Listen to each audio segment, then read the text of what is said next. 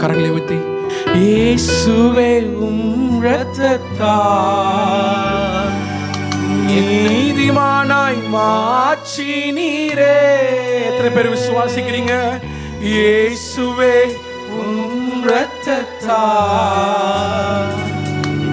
நீதிமானாய் மாற்றி நீரே.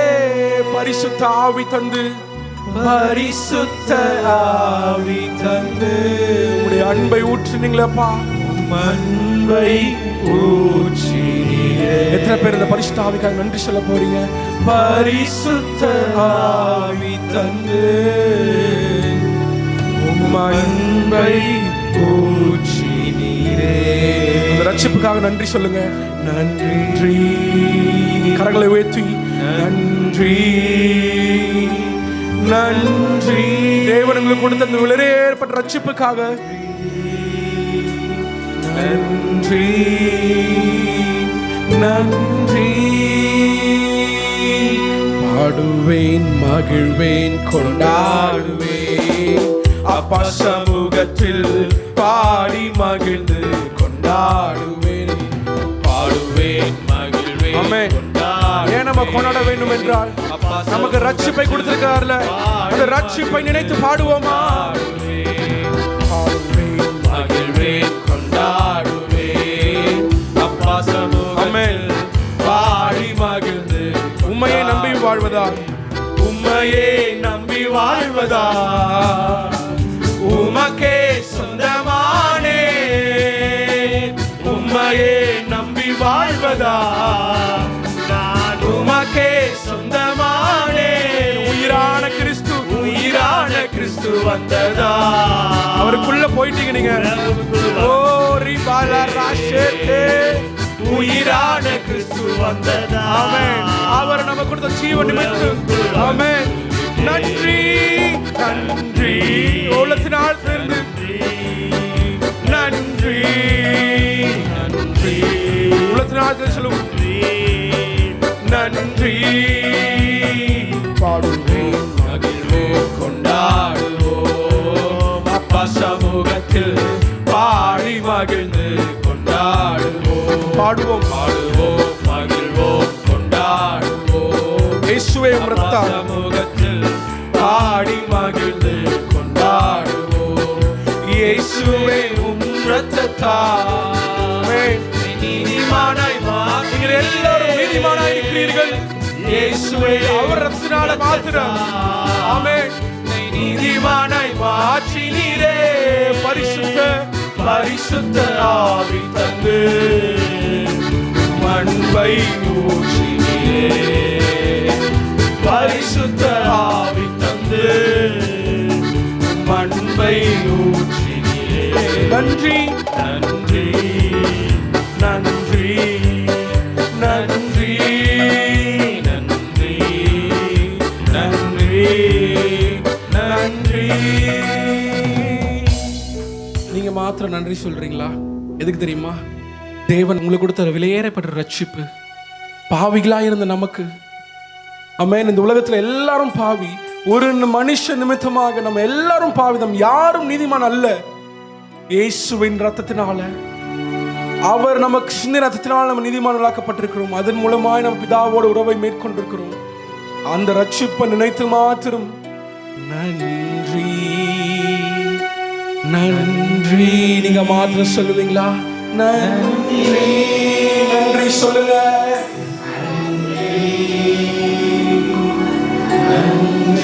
சத்தம் உயரணும். சத்தம் உயரணும். திரும்பி சொல்லுங்க. நன்றி நன்றி. ரட்சித்தீங்களே, நன்றி நன்றி. இல்ல வாயில அறிக்கிடுவோமா? ஆண்டவரே என்னை ரட்சித்தீங்களே, நன்றி சொல்லுங்க. வாயில திறந்து சொல்லுங்க. எனக்காக ரத்தம் சிந்தினீங்களே, உமக்கு நன்றி. ஆண்டவரே எனக்காக மரித்து 3ஆம் நாளில் உயிரோடு எழுந்தீங்களே, நன்றி. உம்முடைய ரத்தத்தினால் நான் பிதாவோடு நான் ஐக்கியமானேனே. அப்பா ஆண்டவரே, இந்த பரலோக ராஜ்யத்துக்குள்ள பிரவேசிக்க இந்த நித்திய ஜீவன் எனக்கு கொடுத்தீங்களே, உமக்கு நன்றின்னு சொல்லுங்க. நன்றி நன்றி நன்றி அப்பா, நன்றி. இந்த ரட்சிப்புக்கு நம்ம என்ன செலுத்த முடியும்? இந்த ரட்சிப்புக்கு நம்ம என்ன செலுத்த முடியும்? நன்றியை தவிர, ஒரு நன்றி உள்ளவர்களாக ஒரு நன்றியை தவிர நம்ம என்ன செலுத்த முடியும்? என்ன நான் செலுத்திடுவேன்? ஆயிரம் பாடல்களோ என் உயிர் காலம் முழுதும்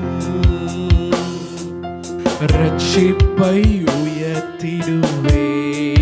என் உயிர் காலம் முழுதும் என்ன நான் செலுத்திடுவேன்?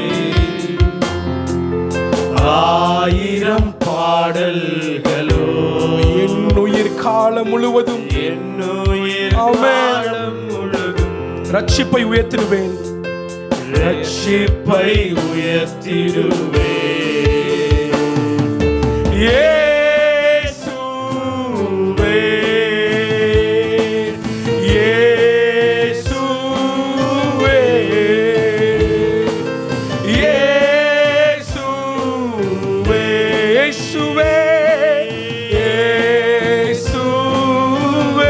அந்த ரட்சிப்புக்காக நன்றி செலுத்துவோமா? நன்றி நன்றி நாதா, அளவில்லா அன்பிற்காக நன்றி அப்பா. நன்றி நன்றி நாதா, அளவில்லாத அன்பிற்காக, அளவில்லா அன்பிற்காக. இஸ்ரவேலின் ராஜாவே, என் தேவன் நாம் கர்த்தரே, நான் உம்மை வாழ்த்துகிறேன், நன்மைகள் நினைக்கிறேன். இஸ்ரவேலின் ராஜாவே, என் தேவனாம் கர்த்தரை, என் தேவனாம் கர்த்தரே, நான் உம்மை வாழ்த்துகிறேன், நான் உம்மை வாழ்த்துகிறேன். நீங்க செய்த நன்மைகளை நினைக்கிறோம்பா, நன்மைகள் எல்லா நாவுகளும் இயேசுவே என்று அறிக்கையிடட்டும். இயேசுவே, எல்லா நாவுகளும் அறிக்கையிடட்டும். இயேசுவே, ஒரி பாலராஷதே, இயேசுவே, ரிகபா தரபா லரபா, இயேசுவே. நன்றி அளவில்லாத அன்பிற்காக, அளவில்லாத அன்பிற்காக நன்றி நன்றி நாதா, அளவில்லா அன்பிற்காக. திருக்கரம் என்னை தாங்கி, திருக்கரம் என்னை தாங்கி, கடும் பிரச்சனைகள் முன்னேறி செல்வதற்கு, முன்னேறி செல்வதற்கு பலத்தை நீங்க தந்தீங்களப்பா, நீ தந்ததற்கு. திருக்கரம் என்னை தாங்கி, திருக்கரம் என்னை தாங்கி,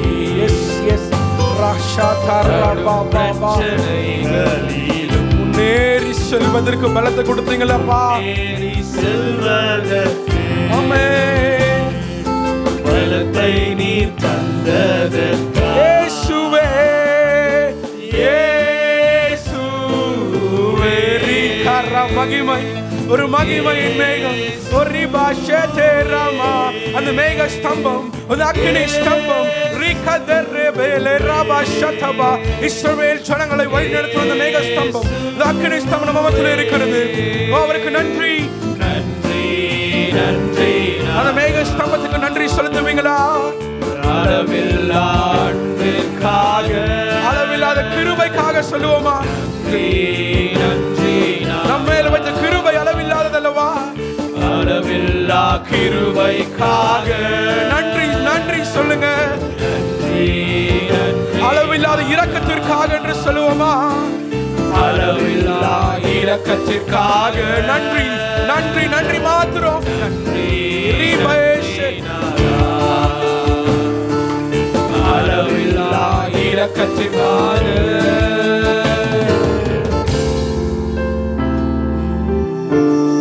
மறவாமல் நினைத்தீரையா.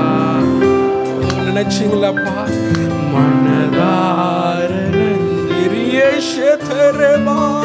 மறவாமல் மறவாமல் மனதார நன்றி சொல். இரவும் பகலும் இரவும் பகலும் என்னை நினைத்து இதுவரை நடத்தினீரே. இதுவரைக்கும் இரவும் பகலும் நம்ம என்ன செலுத்த முடியுங்க? நன்றியை தவிர உலகத்தின் ஆழத்தில் அந்த தெய்வத்திற்கு நன்றி சொல்லுவோமா? நன்றி நன்றி அப்பா, ரட்சித்தீங்களே. கோடி கோடி பாஷே நன்றி நன்றி. வேற எதுவுமே கேட்கலங்க, நன்றி மாத்திரம், நன்றி மாத்திரம். உள்ளத்தின் ஆழத்திலிருந்து சொல்லுவீங்களா? நன்றி நன்றி நன்றி ஐயா, கோடி கோடி நன்றி ஐயா. இஸ்ரவேலின் ராஜாவே, என் தேவனாக உங்கள் தெய்வன்க அவர். உங்க தெய்வனை நீங்க புகழுங்க. நான் உன்னை வாழ்த்துவேன். அவர் செய்த நன்மைகள் எல்லாம் நினைத்து நன்மைகள் நினைத்து நன்றி சொல்லுங்க. இஸ்ரவேலின் ராஜாவே, என் தேவனாக கர்த்தரே, நான் உம்மை வாழ்த்துறேன் ஆண்டவரே. நான் உம்மை வாழ்த்துவேன். நன்மைகள் நீரைக்கு இயேசுவே என்று அறிக்கையிடுவோமா? இயேசுவே இயேசுவே இயேசுவே, நீங்க மாத்திரம் இயேசுவே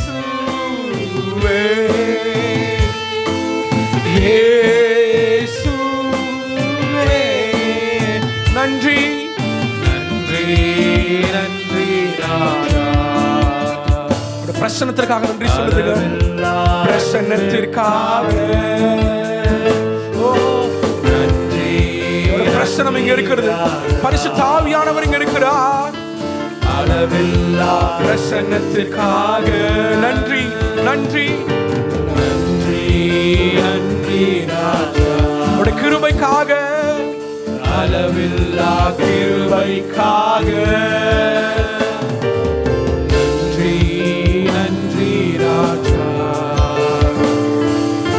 அளவில்லா அன்பிற்காக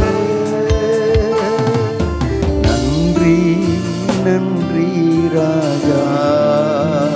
கரங்களை உயர்த்தி அளவில்லா அன்புக்காக சொல்லுங்க. நன்றி நன்றி ஐயா, அளவில்லா அன்புக்காக.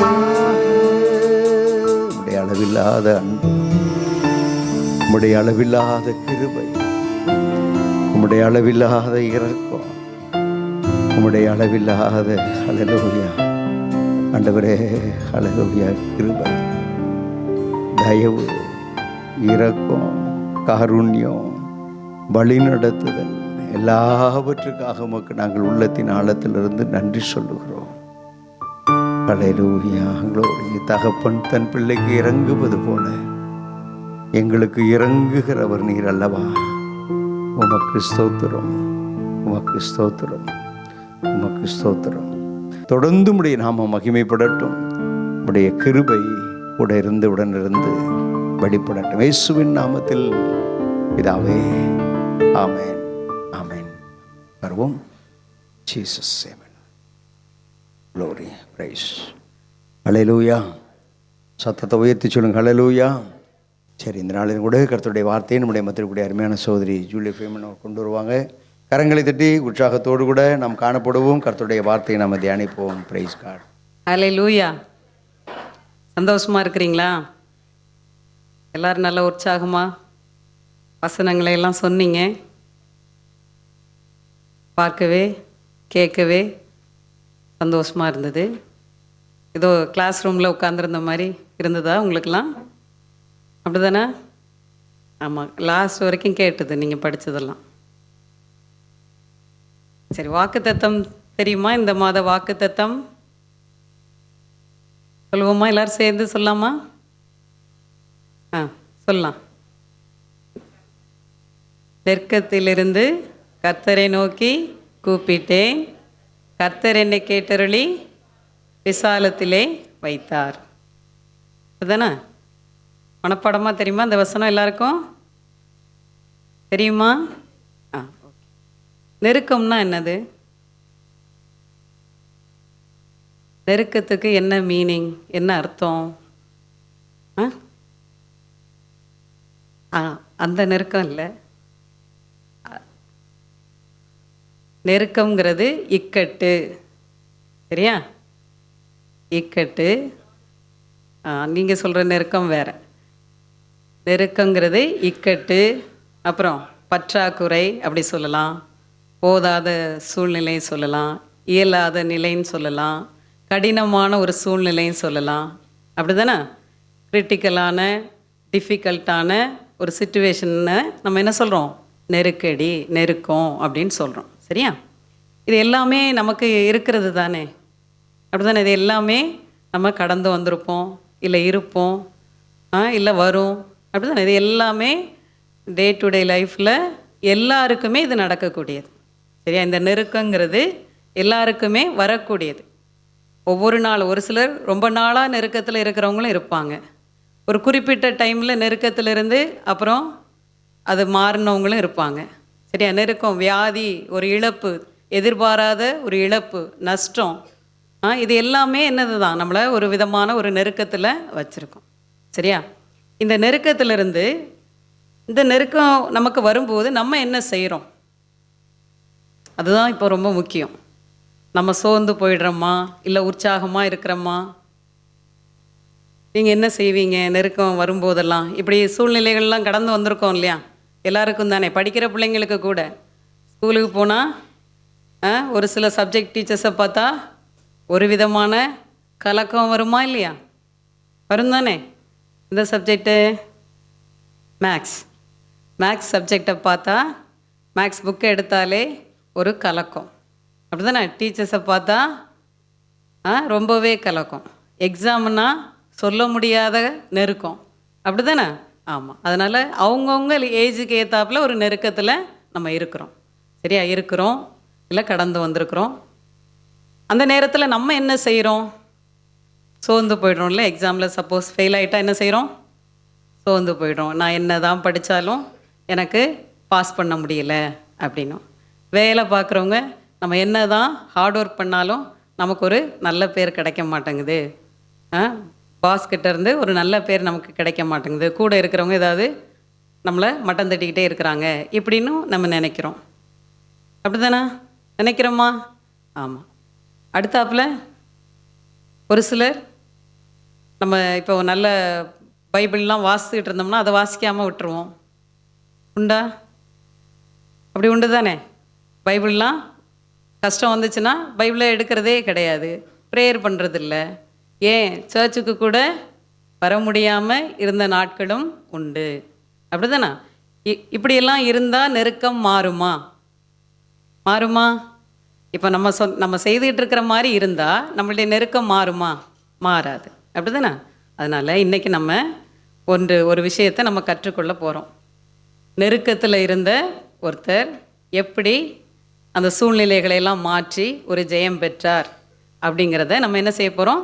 கற்றுக்கொள்ள போகிறோம். சரியா? இக்கட்டான சூழ்நிலையில் இருந்த அவர் என்ன செஞ்சார், அவருக்கு எப்படி ஜெயம் கிடைத்தது அப்படிங்கிறத நம்ம இந்த நாளில் கொஞ்ச நேரம் நம்ம தியானிக்க போகிறோம். எல்லோரும் வேதத்தில் 2 நாளாகமும் எடுத்துக்கோங்க. 20வது அதிகாரம் 1-2 வசனங்கள். இதற்கு பின்பு மோவாப் புத்திரரும் அம்மோன் புத்திரரும் அவர்களோட அம்மோனியருக்கு அப்புறத்தில் உள்ள மனுஷரோடும் கூட யோசபாத்துக்கு விரோதமாய் யுத்தம் பண்ண வந்தார்கள். சிலர் வந்து யோசபாத்தை நோக்கி, உமக்கு விரோதமாய் ஏராளமான ஜனங்கள் கடலுக்கு அக்கறையில் இருக்கிற சிரியாவில் இருந்து வருகிறார்கள். இதோ அவர்கள் எங்கேதியாகிய ஆசோன் தாமாரில் இருக்கிறார்கள் என்று அறிவித்தார்கள். கவனிங்க, யோசபாத்துக்கு விரோதமா எத்தனை கூட்டத்தார் வராங்க சொல்லுங்க. பைபிள் வச்சிருக்கிறவங்களாம் பார்த்து சொல்லுங்க. மோவா புத்திரர், அம்மோன் புத்திரர், அவர்களோடு அம்மோனியருக்கு அப்புறத்தில் உள்ள மனுஷரும் கூட. சரியா? அடுத்தாப்புல 2வது வசனத்தில் கடலுக்கு அக்கறையில் இருக்கிற சீரியாவிலிருந்து வர்றாங்க, இவங்கெல்லாம் ஏராளமானோர் வர்றாங்க அப்படின்னும் அதெல்லாம் கூட்டம் குறிப்பிடாமல் கொடுத்துருக்குறாங்க, ஜாதி குறிப்பிடாமல். ஆக ஒரு கிட்டத்தட்ட ஒரு 4 விதமான ஜாதிகள் யோசபாத் ராஜாவுக்கு விரோதமாக என்ன செய்கிறாங்க, வர்றாங்க. சரியா? இந்த யோசபாத் ராஜா யார் அப்படிங்கிறத நம்ம கொஞ்சம் பார்த்தோம்னா 17வது அதிகாரத்தில் அவரை பற்றி சொல்லப்பட்டிருக்கு. அவர் வந்து ஒரு யூதாவின் ராஜா, ராஜாவாகிய ஆசாவோட குமாரன். 2 நாளாகவும் 17:1 பார்த்தீங்கன்னா, அவன் ஸ்தானத்திலே அவன் குமாரனாகிய யோசபாத் ராஜாவாகி இஸ்ரவேலுக்கு விரோதமாய் பலப்பட்டான். அவர் வந்து ஆசா இறந்ததுக்கு அதுக்கு முந்தின அதிகாரத்தில் கடைசி வசனத்தில் ஆசா நித்திரை அடைந்தான் அப்படின்னு போட்டிருக்கோம். ஆசாவுக்கு அப்புறம் யார் வாரா? யோசபாத் ராஜா, அவருடைய குமாரராகிய யோசபாத் ராஜாவாகிறார். சரியா? அடுத்தாப்புல இந்த யோசபாத் ராஜாவோட கேரக்டர், அவருடைய சுபாவங்கள் பார்த்தீங்கன்னா, அவர் கர்த்தருக்கு பிரியமானதை செய்தார். என்ன செய்தார்? பிரியமானதை செய்தார். 17:4 பாருங்க. 17 தன் தகப்பனுடைய தேவனை தேடி இஸ்ரவேலுடைய செய்கையின்படி நடவாமல் அவருடைய கற்பனைகளின்படி நடந்து கொண்டான். கர்த்தருடைய கற்பனைகளின்படி நடந்தவர் தான் இந்த யோசபாத் ராஜா. கர்த்தருடைய கற்பனைகளின்படி நடந்தவர். 6வது வசனத்தில், கர்த்தருடைய வழிகளில் அவன் இருதயம் உற்சாகம் கொண்டது, அவன் மேடைகளையும் விக்கிரக தோப்புகளையும் யூதாவை விட்டு அகற்றினான். சரியா? கர்த்தருக்கு பிரியமில்லாதது எதெல்லாம் அந்த யூதா தேசத்தில் இருந்ததோ, அந்த பட்டணத்தில் அந்த தேசத்தில் இருந்ததோ, அது எல்லாவற்றையும் யோசபாத் ராஜா என்ன செஞ்சிருக்கிறாரு? அகற்றிருக்கிறார். சரியா? அவர் ராஜாவான உடனே ஒரு சில நடவடிக்கைகள்லாம் எடுப்பாங்கல்ல, அப்படி தானே? ஒரு லீடர்ஷிப் வந்தால், ஒரு பொறுப்பேற்றா அவங்க ஒரு சில விஷயங்கள்லாம் செய்வாங்க, அவங்க எண்ணத்தின்படி செய்வாங்க. இவர் வந்து கர்த்தருக்கு பிரியமானது தான் செஞ்சுருக்கிறார். மேடைகளை அகற்றிருக்கிறாரு, விக்கிரக தோப்புகளை எல்லாம் அகற்றிருக்கிறாரு, கர்த்தருடைய கற்பனைகளின்படி நடந்திருக்கிறார். சரியா? அடுத்து 17:3 பாருங்க. கர்த்தர் யோசபாத்தோடு இருந்தார், அவன் பாகால்களை தேடாமல் தன் தகப்பனாகிய தாவீது முன்னாட்களில் நடந்த வழிகளில் நடந்து தன் தகப்பனுடைய தேவனை தேடி இஸ்ரவேலினுடைய செய்கையின்படி நடவாமல் அவருடைய கற்பனையில் நடந்து கொண்டான். யாரை தேடலை? பாகால்களை தேடலை. தன்னுடைய தகப்பனாகிய தாவீதின் நாட்களில் அவர் எப்படி நடந்தாரோ அதன் பிரகாரமே யோசபாத் ராஜாவை என்ன செஞ்சுருக்கிறாரு? நடந்திருக்கிறாரு. அவருக்கு மிகுந்த ஐஸ்வர்யமும் கனமும் 18:1 போட்டிருக்கு. யோசபாத்துக்கு மிகுந்த ஐஸ்வர்யமும் கனமும் உண்டாயிருந்தது அப்படின்னு 18:1 வசனத்தில் 18வது அதிகாரம் 1ஆம் வசனத்தில் சொல்லியிருக்கு. சரியா? அவனுக்கு யோசபாத்துக்கு மிகுந்த ஐஸ்வர்யமும் கனமும் உண்டாயிருந்தது. போதும், மிகுந்த ஐஸ்வர்யமும் கனமும் உண்டாயிருந்தது. அடுத்தாப்புல பார்த்தீங்கன்னா, இந்த யூதா கோத்திரத்தில் இருக்கிற எல்லா ஜனங்களும் யோசபாத்துக்கு காணிக்கைகளை கொண்டு வந்து கொடுக்குறாங்க. சரியா? ஜனங்கள் எல்லாம், அந்த நாட்டில் இருக்கிற ஜனங்கள் எல்லாம் என்ன செய்கிறாங்க? யோசபாத்துக்கு காணிக்கைகளை கொண்டு வந்து கொடுக்கறது நிமித்தம்தான் அவர் வந்து அடுத்த அந்த வசனத்தில் போட்டிருக்கு, அவருக்கு மிகுந்த ஐஸ்வர்யம் கனமும் உண்டாயிருந்தது அப்படின்னு போட்டிருக்கு. சரியா? அடுத்தாப்புல யோசபாத் வந்து இப்போ அந்த யூதாவில் அவர் வந்து நிறைய கட்டிடங்கள் எல்லாம் கட்டுறாரு. 17:12 பார்த்தீங்கன்னா, வர நான் வாசிக்கிறேன். இப்படியே யோசபாத் வர வர மிகவும் பெரியவனாகி யூதயாவிலே கோட்டைகளையும் ரஸ்துகளை வைக்கவும் பட்டணங்களையும் கட்டினான். யோசபாத் வர வர மிகவும் பெரியவனாகி யூதாவிலே கோட்டைகளையும் ரஸ்துகளை வைக்கும் பட்டணங்களையும் கட்டினான். சரியா? அவர் பெரியவராக இருக்கிறாரு, கனமுள்ளவராக இருக்கிறாரு, ஐஸ்வர்யவானாக இருக்கிறார். சரியா? ஆனால் இப்போ நம்ம வாசித்தது 20வது அதிகாரத்தில் முதல் வசனத்தில் இந்த யோசபாத்துக்கு விரோதமாகத்தான் என்ன செய்கிறாங்க, ஒரு சில கூட்டத்தார் வர்றாங்க. சரியா? நம்ம கேட்போம்ல, நான் நல்லா தானே பைபிள் படிக்கிறேன், வாரம் வாரம் சர்ச்சுக்கு போகிறேன், இவ்வளோ நேரம் உட்காந்துருக்கிறேன், நான் ப்ரேயர் பண்ணுறேன், ஆனால் எனக்கு ஏன் இவ்வளோ பிரச்சனைகள், நான் நினச்சது, நான் விரும்பினது ஏன் எனக்கு கிடைக்கல, நான் எதிர்பார்த்துருந்த இந்த காரியம் ஏன் கிடைக்கல அப்படின்னு நம்ம நினைக்கிறது உண்டா? யோசிக்கிறது உண்டு தானே? வாய் விட்டு கூட நம்ம சில சமயம் புலம்புகிறது உண்டு. இந்த யோசபாத் பார்த்திங்கன்னா அவருடைய காரியங்கள் எல்லாம் கரெக்டாக தான் நம்ம வாஸ்தது பிரகாரம் வாஸ்த வசனங்களிலெல்லாம் அவர் கர்த்தருக்கு பிரியமானவைகளை தான் செய்திருக்கிறார். ஆனாலும் இந்த 20வது அதிகாரம் முதல் வசனத்துலேயும் 2வது வசனத்துலையும் என்ன சொல்லியிருக்கு, ஒரு சில கூட்டத்தார் அவருக்கு விரோதமாக என்ன செய்கிறாங்க, வர்றாங்க. சரியா? அந்த நேரத்தில் யோசபாத் என்ன செய்தார் அப்படிங்கிறது தான் நம்ம இன்றைக்கி கொஞ்சம் நேரம் தியானிக்க போகிறோம். சரியா? வாசிங்க 24 வாசிங்க, 23 24. யூதா மனுஷர் வனாந்திரத்தில் 23. எப்படி எனில் அம்மோன் புத்திரரும் மோவாபியரும் சேயீர் மலை தேச குடிகளையும் சங்கரிக்கவும் அழிக்கவும் அவர்களுக்கு விரோதமாக எழும்பினார்கள். சேயீர் குடிகளை அழித்து தீரும்போது தங்களில் ஒருவரை ஒருவர் அழிக்கத்தக்க விதமாய் கை கலந்தார்கள். யூதா மனுஷர் வனாந்திரத்தில் உள்ள சமக்கூட்டண்டையிலே அந்த ஏராளமான கூட்டம் இருக்கும் திக்கை நோக்கி இருக்கிற போது இதோ அவர்கள் தரையிலே விழுந்து கிடக்கிற பிரேதங்களாக கண்டார்கள், ஒருவரும் தப்பவில்லை. நல்லா கவனிங்க. முதல் 2 வசனங்களில் பார்த்த அதே கூட்டத்தார் இப்போ எப்படி இருக்கிறாங்க?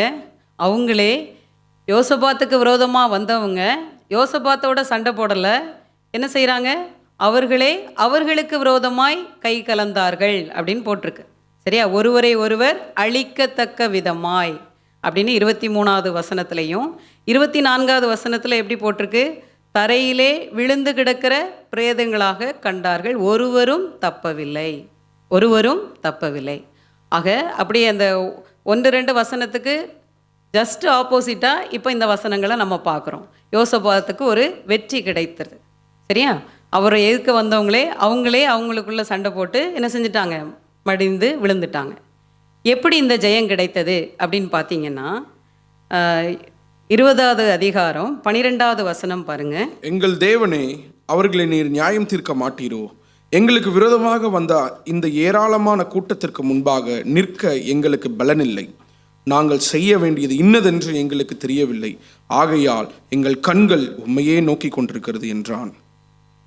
இந்த வசனத்தில் பார்த்தீங்கன்னா யோசபாத் என்ன செய்கிறார், தேவன்கிட்ட முறையிடுறார். அப்படித்தானே? ஒரு விண்ணப்பம் மாதிரி செய்கிறார். எங்கள் தேவனே, நீர் நியாயம் தீர்க்க மாட்டீரோ? நம்ம கூட இந்த மாதிரி வார்த்தைகளை நம்ம யூஸ் பண்ணியிருந்திருப்போம். எங்களுக்கு விரோதமாக வந்த இந்த ஏராளமான கூட்டத்திற்கு முன்பாக நிற்க எங்களுக்கு பலன் இல்லை. அடுத்தாப்புல நாங்கள் என்ன செய்யணும்னு எங்களுக்கு தெரியவும் இல்லை. அதனால் எங்கள் கண்கள் யாரை நோக்கி கொண்டிருக்கிறது, உம்மை நோக்கி கொண்டிருக்கிறது அப்படின்னும் அவர் ஒரு விண்ணப்பம் பண்ணுறார். இந்த வசனத்தில் பார்த்தீங்கன்னா யோசபாத் இத்தனை பேர் வராங்களே, நம்மளுடைய படைகளை எல்லாம் ரெடி பண்ணுங்க, அவங்கள கூப்பிடுங்க, இத்தனை பேர். ஏன்னா அவருக்கு படைகள் ஆட்கள்லாம் இருந்தாங்க. அவருடைய சேனைகளில் சேனாதிபதிகளாக படை வீரர்கள் நிறைய பேர் இருக்கிறாங்க. கிட்டத்தட்ட 11,60,000 பேர் இருக்கிறாங்கன்னு முந்தின அதிகாரங்களில் போட்டிருக்கு. சரியா? ஆனால் அவர்களையெல்லாம் அவர் தேடலை. யார்கிட்ட போகிறாரு, சரண்டர் ஆகிறாரு, கர்த்தர்கிட்ட போயிடுறாரு.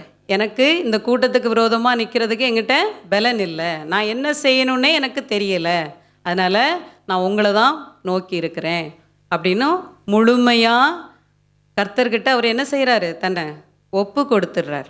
தன்னுடைய சூழ்நிலைகளை ஒப்பு கொடுத்துறார். நம்ம இப்படி ஒப்பு கொடுத்துருக்குறோமா? இப்படி ஒரு இக்கட்டான ஒரு சூழ்நிலை வரும்போது நம்ம என்ன செய்வோம், உடனே ஃபோன் எடுத்து யாரை பார்க்கலாம் அப்படின்னு நம்ம நினைக்கிறது உண்டு. இல்லை யார்கிட்ட கேட்போம், இந்த காரியத்தை இவங்ககிட்ட கேட்கலாமா அப்படிலாம் கூட நம்ம என்ன செஞ்சுருப்போம், யோசித்திருப்போம், செஞ்சுருப்போம். இல்லை பக்கத்து வீட்டில், இல்லை நமக்கு தெரிஞ்ச ரொம்ப க்ளோஸ் ஃப்ரெண்டு, சொந்தக்காரங்க இப்படி யாரோட உதவியாவது நம்ம என்ன செய்வோம்? தேடுவோம் இல்லையா? தேடுவோம் தானே? கேட்டிருக்கிறீங்களா? அப்படி உதவியில் கேட்டிருக்கிறீங்களா? ஆனால் யோசபாத் வந்து அப்படி செய்யாமல் முழுமையாக என்ன செய்கிறாரு? கர்த்தர்கிட்ட தன்னை ஒப்பு கொடுத்துட்றாரு.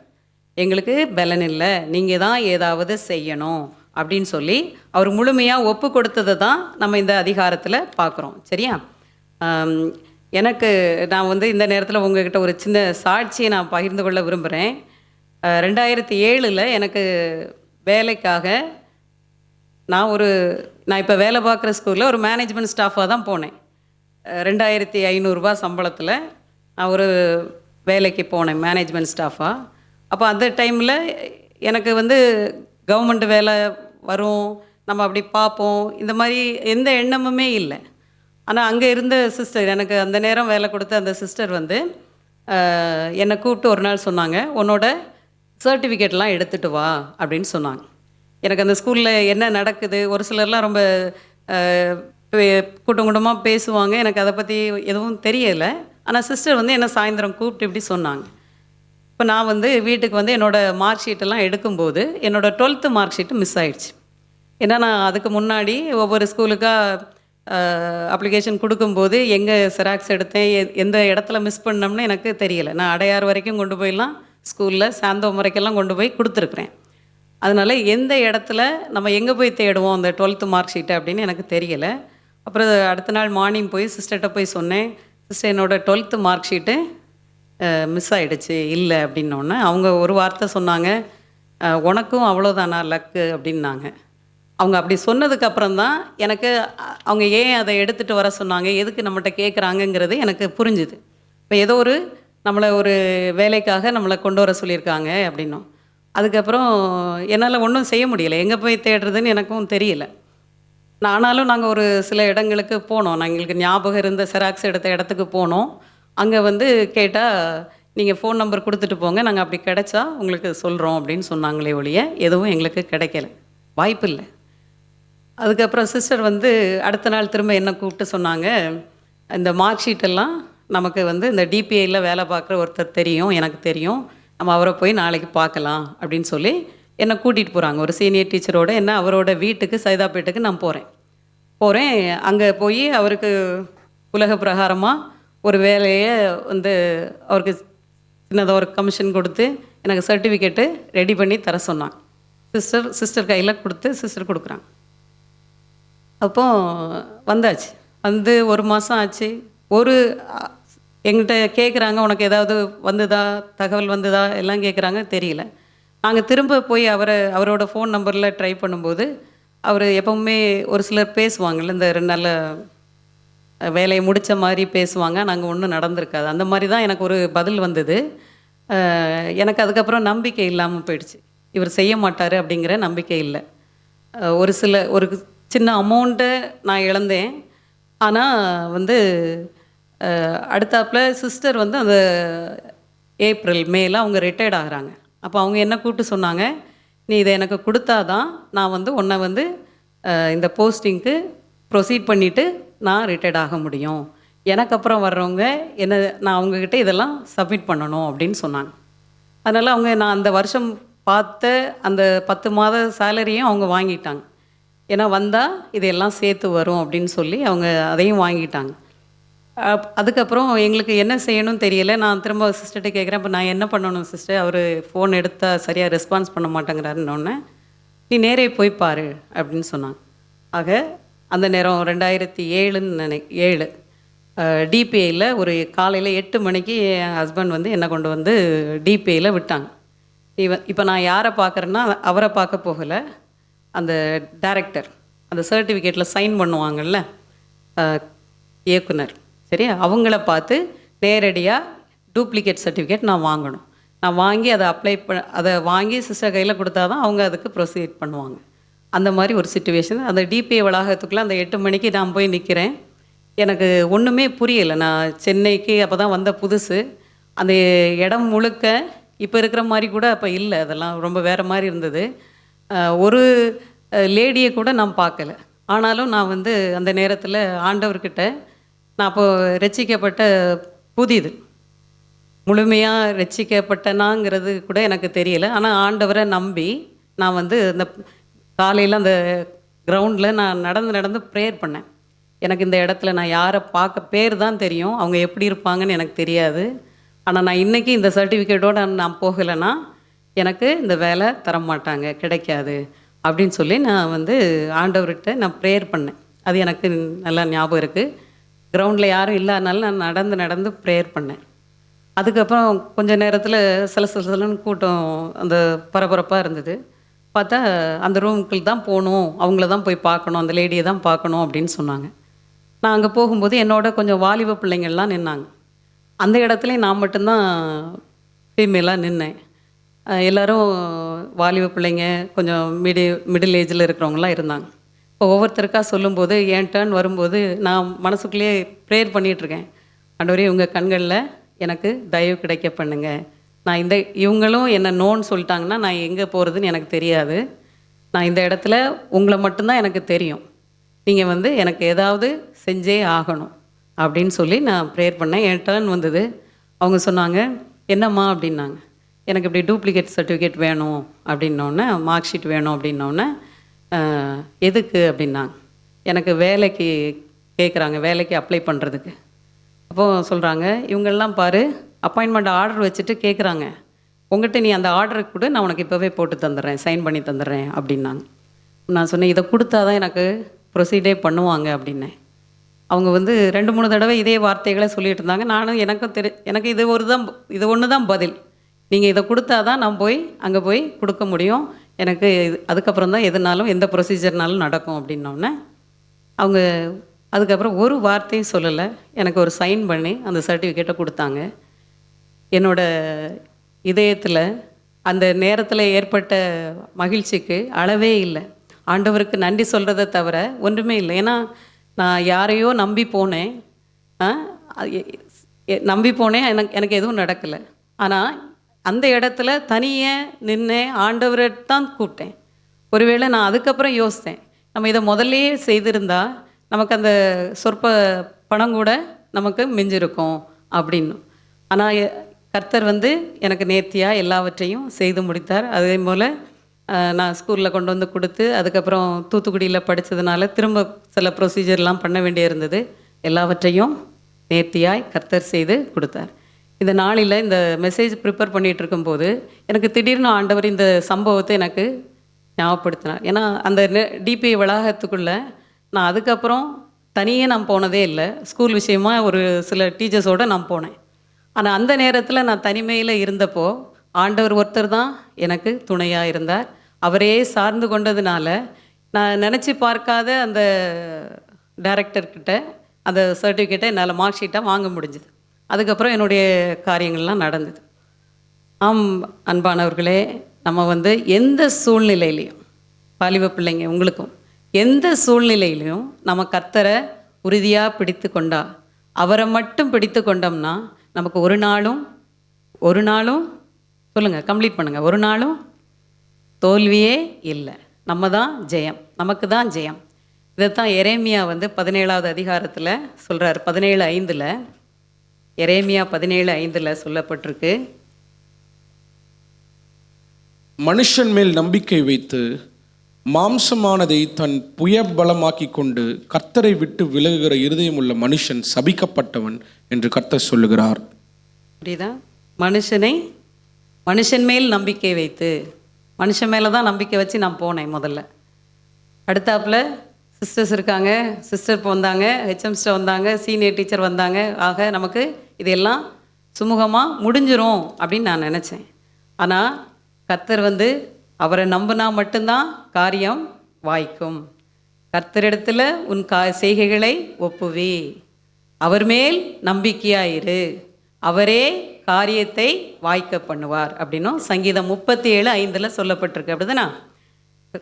உன் வழியை கர்த்தருக்கு ஒப்புவித்து அவர் மேல் நம்பிக்கையாயிரு, அவரே காரியத்தை வாய்க்க பண்ணுவார். ஆக நமக்கு காரியங்கள் வாய்க்கப்படணும் அப்படின்னா, ஜெயமாக மாறணும், நம்ம ஒரு விஷயத்தில் வெற்றி பெறணும் அப்படின்னா நம்ம யாரை தான் நம்பி இருக்கணும்? கர்த்தரை மட்டும்தான் நம்பி இருக்கணும். மனுஷனையோ மாம்சமானதையோ இல்லை வேற எந்த அதிகாரங்களையோ நம்ம என்ன செய்யக்கூடாது, நம்பி இருக்கக்கூடாது அப்படிங்கிறத நம்ம இந்த நாளில் யோசபாத் மூலமாக நம்ம என்ன செஞ்சுருக்கிறோம், தெரிஞ்சிருக்கிறோம். சரியா? அடுத்து ரெண்டாவதாக யோசபாத் என்ன செய்தார் அப்படின்னு பார்த்தீங்கன்னா, அதே 20வது அதிகாரம், 2 நாளாகம் 20வது அதிகாரம் 19வது வசனம் பாருங்க. கோகாத்தியரின் புத்திரரிலும் கோராகியரின் புத்திரரிலும் இருந்து லேவியர் எழுந்திருந்து இஸ்ரவேலின் தேவனாகிய கர்த்தரை மகா சத்தத்தோடு கெம்பீரமாய் துதித்தார்கள். அவர்கள் அதிகாலமே எழுந்திருந்து தெக்கோவின் வனாந்தரத்திற்கு போக புறப்பட்டார்கள். புறப்படுகையில் யோசபாத் நின்று, யூதாவே, எருசலேமின் குடிகளே, கேளுங்கள், உங்கள் தேவனாகிய கர்த்தரை நம்புங்கள், அப்பொழுது நிலைப்படுவீர்கள். அவருடைய தீர்க்க தரிசிகளை நம்புங்கள், அப்பொழுது சித்தி பெறுவீர்கள் என்றான். 20வது அதிகாரம் 19வது வசனத்தில் என்ன செய்திருக்கிறாங்க? இஸ்ரவேலின் தேவனாகிய கர்த்தரை மகா சத்தத்தோடே கெம்பீரமாய் துதித்தார்கள். சரியா? மகா சத்தத்தோடே கெம்பீரமாய் துதித்தார்கள் அப்படின்னு போட்டிருக்கு. 21 பாருங்க. பின்பு அவன் ஜனத்தோடே ஆலோசனை பண்ணி பரிசுத்தம் உள்ள மகத்துவத்தை துதிக்கவும் ஆயுதம் அணிந்தவர்களுக்கு முன்னாக நடந்து போய் கர்த்தரை துதியுங்கள், அவர் கிருபை என்றும் உள்ளது என்று கர்த்தரை பாடவும் பாடகரை நிறுத்தினான். ஆக முதல்ல ஜனங்கள் எல்லாரும் கர்த்தரை துதிக்கிறாங்க. அடுத்தாப்புல யோசபாத் என்ன செய்கிறாரு, அந்த துதிக்கிறதுக்குன்னே ஒரு சிலரை என்ன செய்கிறாரு, நியமிக்கிறார். அப்படி தானே? ஆமாம் தானே? இருக்கிறீங்களா? ஆக கர்த்தரை நம்ம என்ன செய்யணும், துதிக்கணும். கர்த்தரை என்ன செய்யணும், துதிக்கணும். யோசபாத்துக்கிட்ட இருந்து நம்ம அடுத்து கற்றுக்கொள்ள போகிற காரியம், ஜனங்கள் கர்த்தரை துதித்தார்கள். யோசபாத் என்ன செய்கிறான், கர்த்தரை துதிக்கிறதற்கு ஒரு சில கூட்டத்தாரை நியமிக்கிறான். சரியா? கர்த்தரை துதியுங்கள், அவர் நல்லவர், அவர் கிருபை என்றும் உள்ளது என்று கர்த்தரை பாடகரை என்ன செய்கிறான், யோசபாத் ராஜா நிறுத்துறார். சரியா? நம்ம துதிக்கிறோமா? இப்படி ரொம்ப இக்கட்டான நேரத்தில், இல்லை சோதனை நேரத்தில், இல்லை கஷ்டமான சூழ்நிலைகளில் துதிக்கிறோமா? துதிக்க முடியலல்ல? துதிக்கிறது நமக்கு ரொம்ப கஷ்டம், அது ஒரு சவாலான விஷயம். ஆனாலும் கர்த்தர் என்ன செய்கிறாரு, இக்கட்டு நாளில் தான், நெருக்கப்படுகிற நேரத்தில் தான் நம்முடைய துதியை அவர் கேட்க பிரியமுள்ளவராக இருக்கிறார். சரியா? சாதாரணமாக ஒரு காரியத்தை நம்ம பெற்றுக்கொண்டோம், அதுக்கு துதி செய்கிறது அது சாதாரண துதி. எனக்கு வேலை கிடச்சிது, நான் பாஸ் ஆகிட்டேன், எனக்கு நான் வீடு வாங்கிட்டேன், அதுக்கெல்லாம் நம்ம நன்றி சொல்கிறது, பெற்றுக்கொண்டதுக்காக நன்றி சொல்கிறோம். அப்படி தானே? ஆனால் நமக்கு எதுவுமே நடக்க முடியாத சாதகமான சூழ்நிலைகளே இல்லாத ஒரு பட்சத்தில் நம்ம கர்த்தரை துதிக்கும்போது அந்த துதி தான் மகிமை உள்ளதாக இருக்கும். அந்த துதியில் தான் கர்த்தர் பிரியமுள்ளவராக இருக்கிறார். ஏன்னா நம்முடைய கர்த்தர் யார்? துதிக்கு பாத்திரர், அர்த்தாப்புல துதிகளின் மத்தியில் வாசம் செய்கிறவர். சரியா? அதனால் நம்ம இனிமேல் கொண்டு, இந்த நாள் முதல் கொண்டு நம்ம என்ன செய்யணும், கர்த்தரை துதிக்க பழகணும். நம்ம அதை பழக்கமாக்குனா வழக்கமாய் மாறிவிடும். அப்படி தானே? Practice makes perfect. அப்படி தானே? முயற்சியை முழுமையாக்கும். ஆக நம்ம துதிக்க என்ன செய்யணும், முதல்ல பழகிறோம், முயற்சி செய்கிறோம், அதை என்ன செய்கிறோம், வழக்கமாக்கி கொள்ளணும். சரியா? எப்படி துதிக்கணும், ஏன் துதிக்கணும் அவரை சொல்லுங்களேன். ஏன் துதிக்கணும்? ஏசாயா 43:21 சொல்லப்பட்டிருக்கு, இந்த ஜனங்களை எல்லாரும் சொல்லலாமா, இதை மனப்பாடமாக எல்லாருக்கும் தெரியணும். இந்த ஜனத்தை எனக்கென்று ஏற்படுத்தினேன், இவர்கள் என் துதியை சொல்லி வருவார்கள். ஆக நம்ம சிருஷ்டிக்கப்பட்டதே அவரை துதிக்க தான், கர்த்தரை துதிக்க தான். திரும்ப சொல்லாமா அந்த வசனத்தை, இந்த ஜனத்தை எனக்கென்று ஏற்படுத்தினேன், இவர்கள் என் துதியை சொல்லி வருவார்கள். ஆக நம்முடைய சிருஷ்டிப்பின் நோக்கமே கர்த்தரை துதிப்பது தான். சரியா? அடுத்தது துதித்தலே இன்பமும் ஏற்றதுமாய் இருக்கிறது அப்படின்னும் சங்கீதம் 147:1 சொல்லப்பட்டிருக்கு. துதித்தலே இன்பமும் ஏற்றதுமாய் இருக்கிறது. அப்படின்னு. ஏன்னா கர்த்தர் துதியின் மத்தியில் என்ன செய்கிறாரு? வாசம் பண்ணுகிறார். அதனால் நம்ம என்ன செய்யணும்? துதிக்கணும். அடுத்தாப்புல சங்கீதம் 156 பாருங்க. சங்கீதம் புஸ்தகத்தில் லாஸ்ட் வசனம். சுவாசமுள்ள யாவும் கர்த்தரை துதிப்பதாக. அல்லேலூயா. சுவாசமுள்ள யாவும் கர்த்தரை துதிப்பதாக. நம்ம சுவாசத்தோடு தானே இருக்கிறோம். சுவாசிக்கிறோமா? உயிரோடு இருக்கிறோமா? ஜீவனுள்ள யாவும் கர்த்தரை துதிப்பதாக. அந்த சங்கீதத்தில் பார்த்தீங்கன்னா சூரியனே, சந்திரனே, நட்சத்திரங்களே கர்த்தரை துதியுங்கள் அப்படின்னு எல்லா வசனங்களும் கர்த்தரை துதியுங்கள் சொல்லிட்டு தான் லாஸ்ட்டில் என்ன சொல்லப்பட்டிருக்கு? சுவாசமுள்ள யாவும்.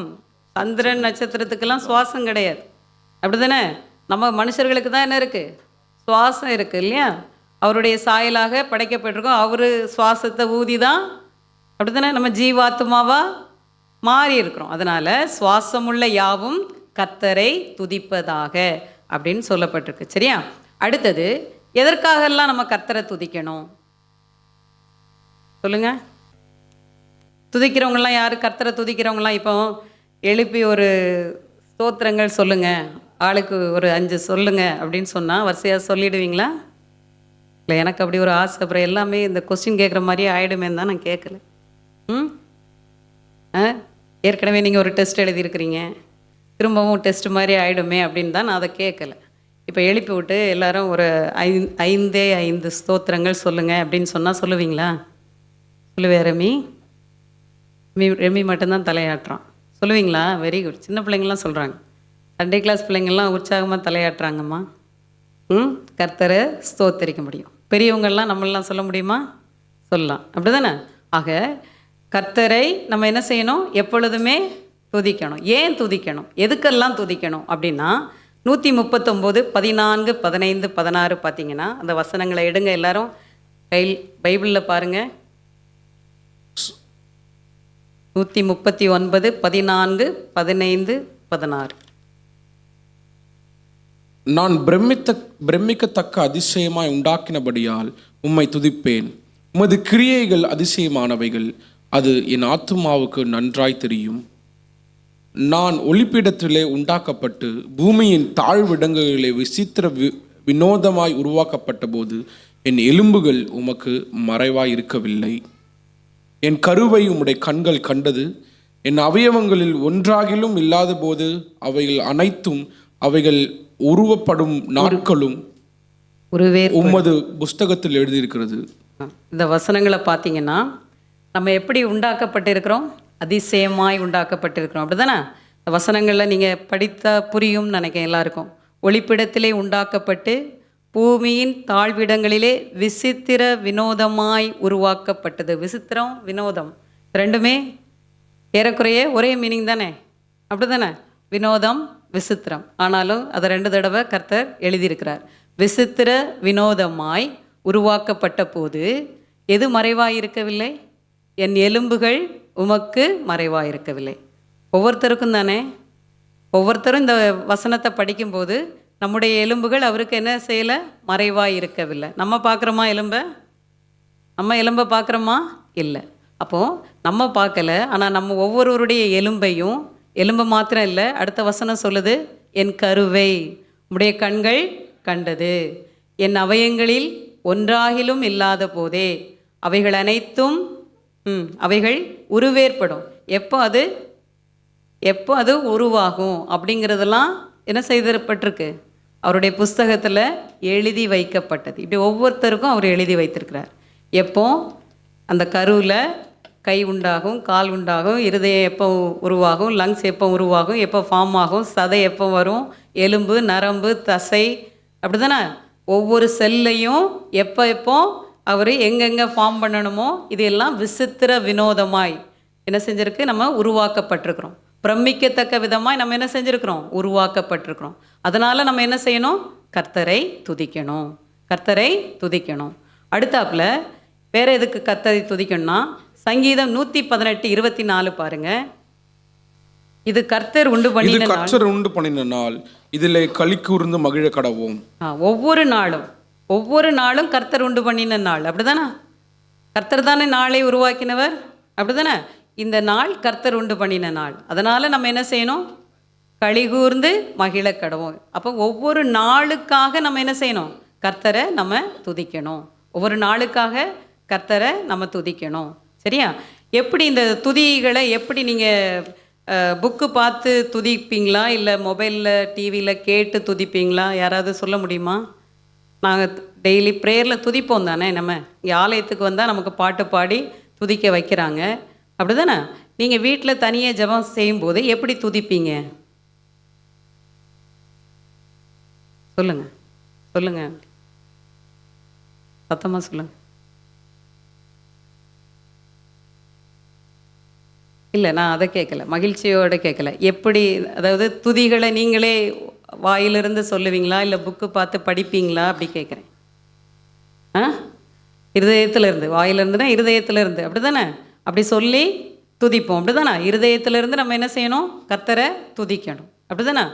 அந்த நான் தொடக்கத்தில் எப்படி அந்த துதிகளை நான் கேத்தலிக் பேக்ரவுண்ட்லேருந்து வந்ததுனால எனக்கு இந்த 2006 தான் நான் ரட்சிக்கப்பட்டேன்.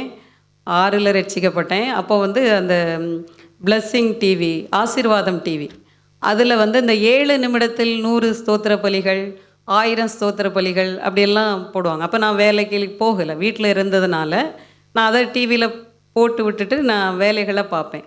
அப்படி தான் ஃபஸ்ட்டு எனக்கு வந்து நான் வந்து அது ஸ்தோத்திர பலிகள்லாம் புதுசாக எனக்கு இருந்தது. அதை நான் அப்படி தான் முதல்ல கேட்டேன். அதுக்கப்புறம் இந்த ஸ்தோத்திர பலிகள் 1000 அந்த புக்கு கிடச்சிது. அப்போ அது வந்து ஒரு நாள்லே இதை படித்து முடிச்சிடணும், இல்லை இந்த டைமில் இது இத்தனை வரைக்கும், அது 1000 இருக்கும் இல்லையா, 1000 இருக்கும், அதனால் ஒரு 500 படிக்கணும், இப்படி நான் படித்தேன். ஆனால் அப்பெல்லாம் எனக்கு உண்டாகாத சந்தோஷம் எப்போ நானாகவே இருதயத்திலேருந்து ஆண்டவருடைய வார்த்தைகளை சொல்லி அவர் நமக்கு செய்ததை சொல்லி துதிக்கிறோமோ அப்போ தான் நம்முடைய அந்த ஆண்டவருடைய ப்ரெசன்ஸ் வந்து நம்மளை நிரப்போம், அப்படி தானே? இருதயத்திலேருந்து நம்மை துதிக்கும் போது தான் அந்த துதி மகிமையானதாக இருக்கும். சரியா? அதனால் நீங்கள் எல்லாரும் என்ன செய்யணும்? நம்ம வேதத்தை படிக்கணும். வேதத்தில் இருக்கிற வார்த்தைகள் நமக்கு இந்த ஜெபத்துக்கு, துதிப்பதற்கு, நன்றி சொல்வதற்கு, இதெல்லாம் இந்த வார்த்தைகள் நமக்கு ஆதாரமாக இருக்கு இல்லையா? இதையெல்லாம் நினைத்து சொல்லி அடுத்தாப்புல நமக்கு அன்றாடம் ஆண்டவரை நமக்கு செய்த நன்மைகளை எல்லாம் நினைத்து நம்ம என்ன செய்யணும்? துதிக்க பழகணும். சரியா? துதிக்க பழகணும். துதின்னா என்னது? துதின்னு சொல்லிட்டு இருக்கேன். துதின்னா என்னது?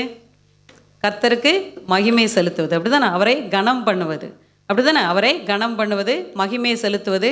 அவருடைய பெயர்களை சொல்லி நம்ம மகிமைப்படுத்தலாம், நாமங்களை சொல்லி மகிமைப்படுத்தலாம், அவருடைய சுபாவங்களை சொல்லி மகிமைப்படுத்துவோம். அவருடைய எல்லாத்துக்கும் மேலே கைகளை உயர்த்தி நம்ம என்ன செய்வோம்? மகிமைப்படுத்துவோம், அப்படி தானே? கைகளை உயர்த்துறது நம்ம எதுக்கு அடையாளம்? ஆண்டவரை நம்ம கனம் பண்ணுறோம். அப்போ நம்ம என்னவாகிறோம்? சரண்டர் ஆகிறோம். நம்ம என்னவாகிறோம்? சரண்டர் ஆகிறோம். வாலிப பிள்ளைங்களுக்கு உங்களுக்கு சொல்கிறேன், நீங்கள் ஆராதனை வேளையில் கைகளை உயர்த்த ஒரு நாளும் என்ன செய்யக்கூடாது? வெட்கப்படக்கூடாது. சரியா? உங்களை அறியாமலே நீங்கள் உண்மையிலே ஆண்டவரை துதிக்கிறீங்கன்னா அந்த கை ஆட்டோமேட்டிக்காக என்ன செய்யும்? ரைஸ் ஆகும், அப்படி தானே? நான் ஒன்றும் இல்லை, நீங்கள் தான் எனக்கு எல்லாம் அப்படின்னும் நம்ம சொல்லும்போது நம்ம கைகளை தூக்கி தானே ஆகணும், அப்படி தானே? கைகளை தூக்கி தான் ஆகணும், அப்படி தானே? ஆக அந்த மாதிரி கர்த்தரை உயர்த்துவது, அவருடைய நாமத்துக்கு மகிமை கொடுக்கும்போது நம்ம கைகளை உயர்த்தி நம்ம என்ன செய்யணும்? துதிக்க பழகணும். அது வந்து நம்ம இன்னுமே கர்த்தர் அதில் பிரியமாக இருக்கிறார். நம்ம வந்து தாழ்த்துறோம், அவர் முன்னாடி நம்ம என்ன செய்கிறோம்? நம்ம தாழ்த்துறோம், நம்மளை ஒப்பு கொடுக்குறோம், சரண்டர் பண்ணுறோம், சப்மிட் பண்ணுறோம். அதுக்கு அடையாளமாக தான் நம்ம கைகளை உயர்த்துறோம். 2 கைகளை உயர்த்துறோம், முடிந்தால் ஒரு கையாவது நம்ம என்ன செய்யணும்? உயர்த்தி அவரை துதிக்க பழகணும். சரியா? துதிக்கிறதுனால என்ன நன்மைகள் நமக்கு? யாராவது சொல்ல முடியுமா? துதிக்கிறதுனால என்ன நன்மைகள்? சாத்தான் ஓடிடுவான். வெரி குட், கை தட்டுங்க பிள்ளைங்களுக்கு. சாத்தான் ஓடிடுவான், அவ்வளோதான். துதி எடுத்தால் சாத்தான் ஓடுவான். அப்போ எப்போ திரும்பி வருவான்? முறுமுறுத்தால் திரும்பி வருவான். சரியா? அப்போ நம்ம என்ன செய்யக்கூடாது? என்ன செய்யக்கூடாது? முறுமுறுக்கக்கூடாது. முறுமுறுக்கிறதுனா என்னது? இவங்கெல்லாம் ரொம்ப ஆக்டிவாக இருக்கிறாங்க. முறுமுறுக்கிறதுனா என்னது சொல்லுங்கள்? கோவப்படுறது. வேற? அப்பா அம்மாட்ட எதிர் பேசுறது. எவ்வளோ அழகாக சொல்கிறாங்க பார்த்தீங்களா பிள்ளைங்க? வேற? Very good. எல்லோரும் இன்னொரு தடவை பிள்ளைங்களுக்கு கிளாப் பண்ணிவிடுங்க. துதி எடுத்தால் சாத்தான் ஓடுவான். ஆக நம்ம துதிக்க துதிக்க யார் ஓடிடுவான்? நமக்கு கஷ்டமே கொண்டு வர்றது யார் தான்? சாத்தான் தான். அதனால் அந்த சாத்தானை நம்ம ஓட ஓட விரட்டணும்னா என்ன செய்யணும்? துதிக்கணும். அப்படி தானே? துதிக்கணும், துதித்து கொண்டே இருக்கணும். அப்படி தானே? துதிச்சா சாத்தான் வந்து பாய் பாய் அப்படின்னு சொல்லிட்டு என்ன செஞ்சிருவான்? ஓடிடுவான். நான் செத்தேன், நான் விழுந்தேன், ஐயோ எனக்கு முடியலையே அப்படின்ட்டு என்ன செஞ்சிருவான்? ஓடி போயிடுவான். சரியா? யோசுவா 6வது அதிகாரம் 16வது இதில் பார்த்தீங்கன்னா, இஸ்ரவேல் ஜனங்கள் கானானை சுதந்திரிக்க போகிறதுக்கு எது தடையாக நின்றுது? எரிகோ. எது தடையாக நின்றுது? எரிகோ. அந்த எரிகோவை எப்படி அவங்க கடந்து போனாங்க? எரிகோ மதில துதியினால். நமக்கு தெரிந்த சம்பவம் தான் அது. அப்படி தானே? துதியினால் அந்த எரிகோ மதில் என்ன செய்தது? விழுந்தது. அந்த எரிகோ மதிலோட ஆராய்ச்சி செஞ்சபோது அதனோட அகலம் வந்து எப்படின்னா 2 மதில் இருந்துதான். ஒரு மதிலோட அகலம் 6 அடியும், இன்னொரு மதிலோட அகலம் 12 அடி அகலம், வித் பிரெத்து. சரியா? ஆக அவ்வளோ ஸ்ட்ராங்காக இருந்த அந்த எரிகோ கோட்டையை இஸ்ரவேல் ஜனங்கள் எந்த கடப்பாறையோ இல்லை எந்த ஆயுதங்களையோ என்ன செய்யலை? பயன்படுத்தலை. அதை இடித்து போட இதைத்தான் பயன்படுத்தினாங்க. துதி. யார் சொன்னா? கர்த்தரே சொல்கிறார். அப்படி தானே? யோசுவாவுக்கு கர்த்தரே சொல்கிறார், துதிங்க, நீங்கள் 7 தடவை சுற்றி வாங்க, 7வது நாளில் 7 தடவை சுற்றி வாங்க அப்படின்னு சொல்கிறாரு. அப்படி தானே? யோசுவா ஜனங்களுக்கு என்ன சொல்கிறாரு? நீங்கள் 6 நாளும் அமைதியாக சுற்றி வாங்க, 6 நாளும் அமைதியாக சுற்றி வாங்க. நான் எப்போ ஆர்ப்பரியுங்கள்னு சொல்கிறேனோ அப்போ நீங்கள் என்ன செய்யணும்? ஆர்ப்பரிக்கணும். அப்போது அந்த கோட்டை என்ன செய்யுது? அந்த மதில் தானாகவே இடிந்து கீழே விழுது. ஆக ஒரு ஆசீர்வாதத்தை நம்ம பெற்றுக்கொள்கிறதுக்கு தடையாக இருக்குன்னா, தடைகள் வருகிறதுனா நம்ம என்ன செய்யணும்? துதிக்கணும். இஸ்ரவேலருக்கு கானான் வந்து ஒரு ஆசீர்வாதம். அதை சுதந்திரிக்கிறதுக்கு எரிகோ வந்து ஒரு தடையாக இருந்தது. அவங்க துதிக்கும் போது அது என்ன ஆயிடுச்சு? அது விலகிடுச்சு. அவங்க கானானுக்குள்ளே கடந்து போனாங்க. அதே போல் நாமும் நம்முடைய வாழ்க்கையில், நம்முடைய வேலையில், படிப்பில் எதுவாக இருந்தாலும் நமக்கு ஒரு ஆசீர்வாதம் வரப்போகுது, ஆனால் அது ரொம்ப நாளாக வரல, தடையாக இருக்குது அப்படின்னா நம்ம என்ன செய்யணும்? துதிக்கணும். துதித்து பழகணும். சரியா? துதிக்கணும். துதித்து கொண்டே இருந்தோம்னா அந்த தடைகளெல்லாம் விலகும். சரியா? அடுத்தாப்புல சத்துருடைய திட்டம் முறியடிக்கப்படுகிறது. சத்துருடைய திட்டம் துதிக்கிறதுனால சத்துரு ஒரு பிளான் வச்சுருப்பான் இல்லையா? நம்மளை நாசம் பண்ணுவது தான் அவனுடைய வேலை, நம்மளை வீழ்த்தணுங்கிறது தான் அவனுடைய திட்டம். இந்த திட்டங்களெல்லாம் என்ன செய்து? துதியினால் அது முறியடிக்கப்படுகிறது. சரியா? இந்த ருமேனியா தேசத்தில் இருந்த போதகர் ரிச்சர்ட் உம்ரான் அவர் வந்து ரொம்ப நாளாக சிறையில் அவருடைய அந்த கிறிஸ்தவத்தை பரப்புனதுனால, கிறிஸ்தவ ஊழியத்தை செய்ததுனால நிறைய பேர் என்ன செஞ்சுருக்காங்க? வருடக்கணக்காக சிறையில் துன்பங்களை அனுபவிச்சிருக்காங்க. அப்போ அவங்களுக்கு வந்து அவங்க எப்போவுமே அந்த மயக்கத்திலே இருக்கணுங்கிறதுக்காக அவங்களுக்கு சாப்பாடெல்லாம் இந்த போதை மருந்து, மயக்க மருந்து கலந்து தான் கொடுப்பாங்களாம். அந்த மாதிரி அவங்க எப்போவுமே அந்த மயக்கத்திலே இருக்கணுங்கிறது அந்த சிறை அதிகாரிகளோட ஒரு இது. ஆனால் இவங்க எல்லாரும் ஏங்குவாங்களாம். இது எந்த மாதம் எந்த நாளுன்னு அவர்களுக்கு தெரியாது. ஆனாலும் ஒரு வாரத்தில் ஒரு நாள் அவங்கள அறியாமலே ஒரு புத்துணர்வு வரும். அவங்க எல்லாரும் ரொம்ப சந்தோஷமாக இருப்பாங்களாம். எல்லாரும் ஒரு ஆர்ப்பரிப்போடு இருக்கிறத அவங்க கூட்டத்தில் இருக்கிறவங்க எல்லாருமே ஃபீல் பண்ணுவாங்களாம். அப்போ அவங்க நினைத்திருக்கிறாங்க, இது கண்டிப்பாக ஞாயிற்றுக்கிழமையாகத்தான் இருக்கணும். உலகம் முழுவதும் இருக்கிற தேவ பிள்ளைங்கள் ஆலயங்களில் கர்த்தரை துதித்து கொண்டு இருக்கிறாங்க, ஆராதித்து கொண்டு இருக்கிறாங்க. அதனால தான் நமக்கு சத்துருடைய போராட்டம் இல்லை, நம்ம எல்லாரும் மகிழ்ச்சியாக இருக்கிறோம் அப்படின்னும். ஆக நம்ம எங்கேயோ துதிக்கிறது, நம்ம ஆலயத்தில் துதிக்கிறது எங்கேயோ இருக்கிற ஜனங்களுக்கு ஒரு விடுதலையை கொண்டு வரும். அப்படி தானே? ஆக நம்ம எங்கெல்லாம் எப்பொழுதெல்லாம் நமக்கு சமயம் வாய்க்குதோ அப்பொழுதெல்லாம் முழு இருதயத்தோடு முழு பலத்தோடு நம்ம என்ன செய்யணும்?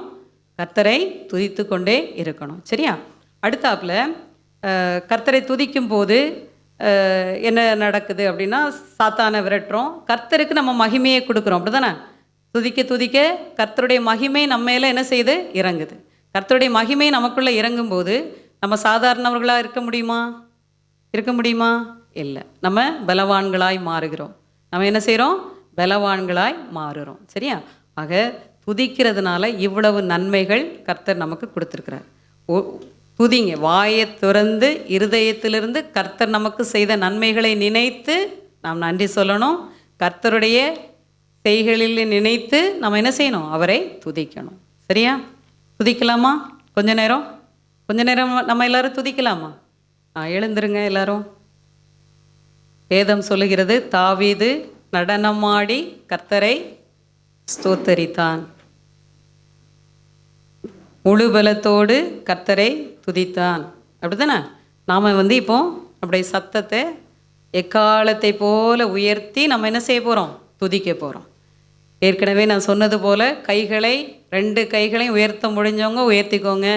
ஒரு கையை உயர்த்த முடியும்னா உயர்த்திக்கோங்க.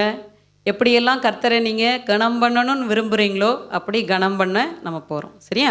அதற்கு அடையாளமாய் நம்ம கரங்களை உயர்த்தி நம்ம கர்த்தரை துதிக்க போகிறோம். ஸ்தோத்திரம் அப்பா, உண்மை நாங்கள் நன்றியோடு ஸ்தோத்தரிக்கிறோம் அப்பா. இதோ இந்த நேரத்திற்காக நாங்கள் உண்மை நன்றியோடு ஸ்தோத்தரிக்கிறோம்.